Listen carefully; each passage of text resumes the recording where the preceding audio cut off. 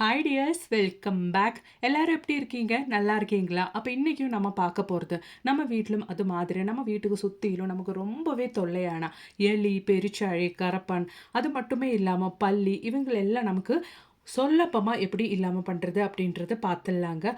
பாருங்க, இந்த இந்த ஒரு சொல்யூஷனை யூஸ் பண்ணி நம்ம வீட்டில் இருந்த ஓலைப்பூச்சிக்கு மேலே தாங்க ஸ்ப்ரே பண்ணேன். சின்ன சின்ன ஓலைப்பூச்சிங்க, அது மட்டுமே இல்லாமல் கரப்பான், பல்லி இதெல்லாம் பாருங்கள் எவ்வளோ சீக்கிரம் இல்லாமல் ஆகுது அப்படின்றது லைவாகவே நீங்கள் பார்க்கலாம். கண்டிப்பாக வீடியோ ஃபுல்லாக ஸ்கிப் பண்ணாமல் பாருங்கள். அப்போ நமக்கு நம்மளோடது முதல் டிப் ஒன்று பார்த்துடலாங்க. அதுக்காக வேண்டிட்டு நம்ம பூண்டெல்லாம் உரிக்கிற டைமில் அந்த பூண்டோட மேல் பகுதியெல்லாம் நம்ம தூக்கி குப்பையில் போடுவோம். அது மட்டுமே இல்லாமல் அந்த பூண்டோட காம்பு இதெல்லாம் நம்ம சாதாரணமாக எடுத்து வைக்க மாட்டோம், குப்பையில் போடுவோம். இதுக்கப்புறமேட்டு அந்த மாதிரி யாருமே பண்ணாதீங்க. நம்ம வீட்டில் இருக்கிற தானியங்கள் இந்த மாதிரி அரிசி, பயறு இதுக்குள்ளே எல்லாம் நீங்கள் இந்த மாதிரி இந்த ஒரு பூண்டோட காம்பு அப்படி இல்லைன்னா அதோட அந்த மேல் பகுதியெல்லாம் நீங்கள் இந்த மாதிரி அரிசி அப்படி இல்லைன்னா உங்கள் வீட்டில் இருக்கிற பயிறு இதுக்குள்ளெல்லாம் நீங்கள் போட்டு வச்சுட்டிங்கன்னா எவ்வளோ வருஷம் ஆனாலும் வண்டு, புழு, பூச்சி எதுவுமே அரிசிக்குள்ளே ஏறாதுங்க. வருஷ கணக்கானாலும் உங்கள் அரிசி நல்லா ஃப்ரெஷ்ஷாகவே இருக்கும். ட்ரை பண்ணி பாருங்க. அப்போ இனி நமக்கு நம்மளோடது அடுத்த டிப் ஒன்று பார்த்துடலாங்க. அதுக்காக வேண்டிட்டு நான் தேவையான அளவுக்கு கஞ்சி தண்ணி தாங்க எடுத்திருக்கேன். அந்த கஞ்சி தண்ணியில் நம்ம வீட்டில் வெங்காயம் அப்படி இல்லைன்னா பூண்டெல்லாம் உரிக்கிற டைமில் இருக்கிற அந்த தோல் தாங்க நான் போட்டு விட போகிறேன். நல்லபடியாக நம்ம இந்த ஒரு கஞ்சி தண்ணியில் பூண்டோட தோல் அது மட்டுமே இல்லாமல் வெங்காயத்தோட தோலெல்லாம் போட்டு நல்லா கொதிக்க வைக்க போகிறோம். அப்படி கொதிக்க வைக்க முடியல அப்படின்னா கூட ஓவர் நைட் நீங்கள் இந்த மாதிரி கஞ்சி தண்ணியில் போட்டு வச்சுட்டு அதுக்கப்புறம் நீங்கள் அந்த சொல்யூஷன் எடுத்தால் கூட போதுங்க. எனக்கு இங்கே நான் வீடியோ எடுக்கிற பர்பஸுக்காக நான் இங்கே கொதிக்க வச்சு எடுக்கிறேங்க. பாருங்கள், நல்லபடியாக கொதிக்கும் போது நமக்கு அந்த கஞ்சி தண்ணியோட கலர் நல்லபடியாக சேஞ்ச் ஆகுங்க. இந்த ஒரு பூண்டுலையும் அது மட்டுமே இல்லாமல் வெங்காயத்துல எல்லாம் நிறைய சல்ஃபர் அடங்கி இருக்குதுங்க. இதில் இந்த டைமில் நமக்கு கொஞ்சம் சால்ட்டு கூட சேர்த்து விடலாங்க. இந்த சல்ஃபர் இருக்கிறதுனாலேயே நமக்கு நம்ம வீட்டில் பல்லி தொல்லை, கரப்பான் தொல்லை, சின்ன சின்ன ஓலைப்பூச்சிங்க தொல்லை, கொசு தொல்லை இதெல்லாம் நமக்கு இல்லாமல் பண்ணுறதுக்காக இந்த ஒரு சல்ஃபர் நமக்கு ரொம்பவே ஹெல்ப் பண்ணுதுங்க. சும்மா தூக்கி போடுற இந்த தோலை வச்சு நமக்கு ரொம்பவே அருமையான ஒரு சொல்யூஷன் தான் நம்ம இங்கே ரெடி பண்ண போகிறோம். பாருங்கள், நல்லபடியாக கொதிச்சதுக்கு அப்புறமேட்டு ஒன்று மீடியமாக ஆறுனதுக்கு அப்புறமேட்டு நம்ம இந்த மாதிரி ஒன்று ஃபில்டர் பண்ணி எடுத்துடலாங்க. மீடியம் சூடோடு தான் நம்ம இதை ஃபில்டர் பண்ணுறோம். இனி நாம் இந்த ஒரு சொல்யூஷன் ரெடி பண்ணுறதுக்காக வேண்டிட்டு இந்த ஒரு சொல்யூஷனில் நம்ம ஆட் பண்ண போகிறது சின்னமன் பவுடர் தாங்க. அப்படி இல்லைன்னா பட்டை பொடி தான் நான் இந்த ஒரு தண்ணியில் 3/4 டீஸ்பூன் அளவுக்கு ஆட் பண்ணுறேன். அதே மாதிரி நல்ல காரமாக இருக்கிற பெப்பர் பவுடர் ஒரு 1/4 டீஸ்பூன் அளவுக்கு நம்ம சேர்த்து விட்டுறலாங்க. நல்லபடியாக நீங்கள் மிக்ஸ் பண்ணிவிட்டு ஒரு 1 ஹவர் நம்ம இந்த ஒரு சொல்யூஷன் அப்படியே ரெஸ்ட் பண்ண வைக்க போகிறோம். நல்லபடியாக அந்த ஒரு சின்னமன் பவுடரும் பெப்பரும் நல்லபடியாக அந்த ஒரு சொல்யூஷனில் மிக்ஸ் ஆகிற அளவுக்கு நீங்கள் நல்லபடியாக மிக்ஸ் பண்ணி விட்டுக்கோங்க. அதுக்கப்புறமேட்டு நம்ம 1 டேபிள் ஸ்பூன் அளவுக்கு விnegar கூட இந்த ஒரு சொல்யூஷனில் ஊற்றுறோம். அதுக்கப்புறமேட்டு நல்லா மிக்ஸ் பண்ணிவிட்டு ஒரு 1 ஹவர் டைமுக்கு இந்த ஒரு சொல்யூஷன் நம்ம அப்படியே ரெஸ்ட் பண்ணி வச்சதுக்கு அப்புறமேட்டு தான் நம்ம யூஸ் பண்ண போகிறோம். அப்போ தான் அந்த ஒரு கஞ்சி தண்ணியில் நல்லபடியாக இந்த ஒரு சின்னமன் அது மட்டுமே இல்லாமல் பெப்பரோட அது மட்டுமே இல்லாமல் விnegarோட எசன்ஸ் எல்லாம் நல்லபடியாக நமக்கு இறங்கும். அதுக்காக வேண்டிட்டு நம்ம இந்த மாதிரி ஒரு 1 ஹவர் டைமுக்கு இது இந்த மாதிரி க்ளோஸ் பண்ணி ரெஸ்ட் பண்ணி வச்சிடலாங்க. அதுக்கப்புறமேட்டு தான் நம்ம இது எடுத்து யூஸ் பண்ண போகிறோம்.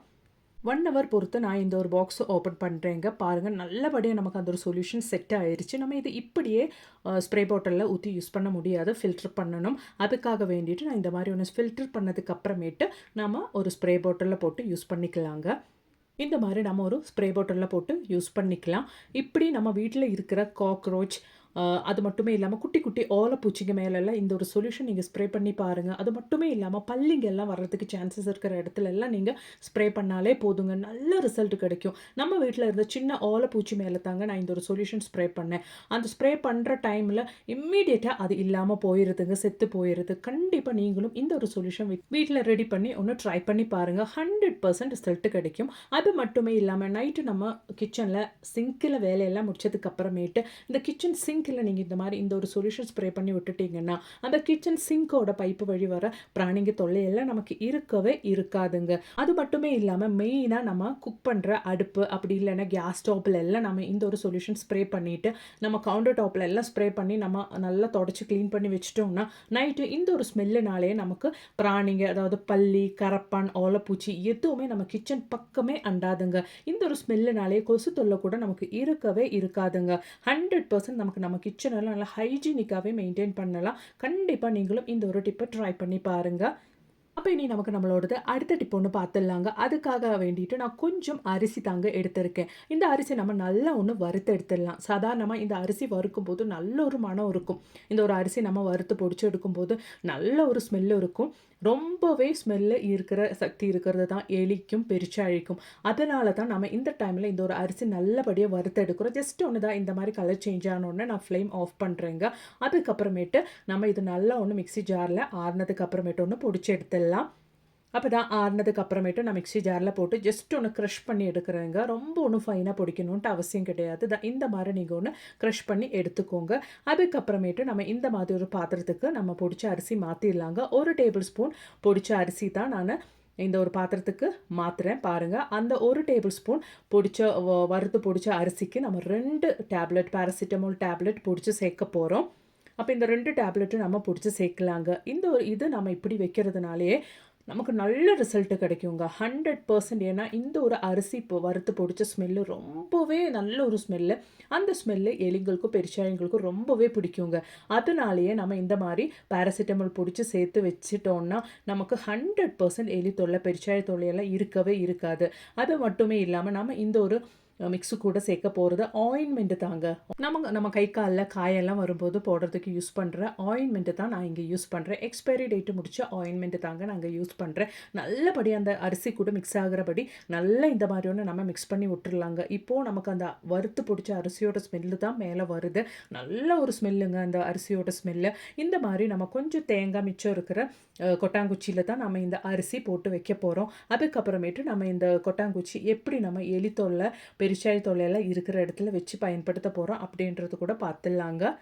பாருங்கள் நம்ம ரெடி பண்ண இந்த ஒரு ரெமெடி நமக்கு எலி பெருச்சாழி எல்லாம் ரொம்பவே வர்றதுக்கு சான்சஸ் இருக்கிற இடத்துல இந்த மாதிரி நீங்கள் வச்சு விட்டால் மட்டுமே போதுங்க. அந்த அரிசி ஸ்மெல்லு கொட்டாங்குச்சியில் இருக்கிற தேங்காய் ஸ்மெல்லுக்கெல்லாம் எலியும் பெருச்சாழி கண்டிப்பாக இது பக்கத்தில் வந்து இந்த ஒரு அரிசி சாப்பிடுங்க. அதுக்கப்புறமேட்டு அதுங்க உயிரோடவே இருக்காது, இம்மிடியேட்டாகவே செத்து போயிடுங்க. நீங்களும் கண்டிப்பாக இந்த ஒரு டிப்பை ட்ரை பண்ணி பாருங்கள். பிடிச்சிருந்தா மறக்காமல் ஒன்று லைக் பண்ணுங்கள் ஃப்ரெண்ட்ஸ். அப்போ இனி நமக்கு நம்மளோடது அடுத்த டிப் ஒன்று பார்த்துடலாம். அதுக்காக வேண்டிட்டு கொஞ்சம் வினிகர் நான் இந்த மாதிரி ஒரு பவுலுக்கு ட்ரான்ஸ்ஃபர் பண்ணுறேன். அதுக்கப்புறமேட்டு நமக்கு தேவையானது தான் இந்த மாதிரி காட்டன் தாங்க தேவையானது. இந்த காட்டன் நம்ம தேவையான அளவுக்கு எடுத்ததுக்கு அப்புறமேட்டு இந்த ஒரு வினகரில் நம்ம டிப் பண்ணணும்.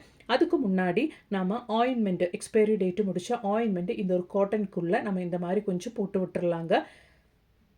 இந்த மாதிரி போட்டு விட்டதுக்கு அப்புறமேட்டு நல்லா ஒன்று ஃபோல்ட் பண்ணிவிட்டு அதுக்கப்புறமேட்டு இந்த வினிகரில் நீங்கள் டிப் பண்ணி எடுத்துக்கோங்க. இந்த மாதிரி வினிகரில் டிப் பண்ணிக்கோங்க. உங்களுக்கு எவ்வளோ காட்டன் இந்த மாதிரி ரெடி பண்ணணுமோ அவ்வளோ நீங்கள் ரெடி பண்ணிக்கோங்க. இந்த மாதிரி எக்ஸ்பைரி டேட்டு முடிச்ச ஆயின்மெண்ட்டு எலிகளோடதும் பெருச்சாழிகளோடதும் வயிற்றுக்குள்ளே போயிடுச்சுன்னா அவ்வளோ தாங்க. அது மட்டுமே இல்லாமல் நம்ம இங்கே காட்டன் கூட சேர்க்கறதுனாலே அதுங்க வயிற்றுக்குள்ளே இதெல்லாம் போச்சுன்னா டைஜஸ்ட் ஆகாமலே வயிறு வீர்த்து அதுங்க செத்து போயிருங்க. அப்போ நம்ம சேர்த்த இந்த ஒரு ஆயின்மெண்ட்டோடது ஸ்மெல் எல்லாம் வெளியே வராமல் இருக்கிறதுக்காக வேண்டி இது வந்து அது சாப்பிடணும் அப்படின்றதுக்காக வேண்டிட்டு நம்ம ரொம்பவே அதுங்களுக்கு பிடிச்ச வெல்லம் தாங்க அதுக்கு மேலே கிரேட் பண்ண போகிறோம். நல்லபடியாக கொஞ்சம் கிரேட் பண்ணி வச்சிட்டோம்னா அந்த ஒரு ஸ்மெல்லுக்காகவே எலியும் பெருச்சாழியும் இது பக்கத்தில் வந்து கண்டிப்பாக இது எடுத்து சாப்பிட்ருங்க. பாருங்கள் இந்த மாதிரி நல்லபடியாக கொஞ்சம் ஜாஸ்தி அளவாகவே நீங்கள் கிரேட் பண்ணி போட்டுக்கோங்க இந்த ஒரு வெல்லத்தை. அவ்வளோ தாங்க. இப்போ இது பார்த்தா காட்டன் மாதிரியே தோணாது. இது மாதிரி ஒரு பிளாஸ்டிக் நமக்கு யூஸ் இல்லாத ஒரு பிளாஸ்டிக் மூடியில் நம்ம இந்த மாதிரி போட்டு வச்சுக்கலாங்க. அதுக்கப்புறமேட்டு நமக்கு எலி பெருச்சாழி எல்லாம் வர்றதுக்கு சான்சஸ் இருக்கிற இடத்துல நம்ம வச்சு விட்டால் மட்டுமே போதுங்க. அதுக்கப்புறமேட்டு நமக்கு இந்த தொல்லையே இருக்காது. இந்த எலியோடதும் பெருச்சாழியோடதும் தொல்லையே இருக்காது. இந்த மாதிரி நம்ம ஜஸ்ட் எலியும் பெருச்சாழியும் வர்றதுக்கு சான்சஸ் இருக்கிற இடத்துல வச்சு விட்டால் மட்டுமே போதுங்க. நீங்கள் ஏதாச்சும் நட்டு வளர்த்துறீங்கன்னா அது நாஸ்தி பண்ணுது எலி பெருச்சாழினா அந்த இடத்துல கூட நீங்கள் வச்சு விட்டுக்கலாங்க.